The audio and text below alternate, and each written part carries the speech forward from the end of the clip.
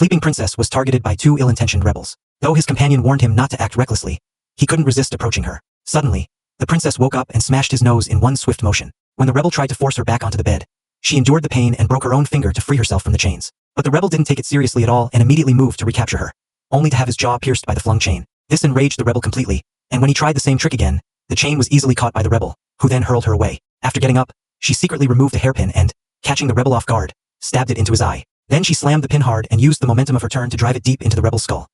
His companion never expected such a strong team to be taken down by a seemingly delicate princess. As he prepared to end this farce, he was stabbed by the princess, now armed with a hairpin. However, her subsequent attacks were useless against his armor, forcing her to target his vulnerable spots. She grabbed a nearby wooden stake, aimed at his joints, and struck with all her might, pushing the rebel back to the window. Mockingly, she taunted him about how long he could last, only to send him flying off the 100-meter-high tower with a powerful kick. Just as she tried to escape, footsteps echoed outside the door. She grabbed a heavy hammer and hid behind it. The unlucky intruder was knocked down the moment he stepped inside, followed by a crushing blow to the chest that shattered the chains. Finally, she escaped the room. But the entire palace was under rebel control. The king and queen had been taken hostage, and the castle gates were sealed. The rebel leader's true goal was to legally inherit the throne by marrying the princess in the corridor.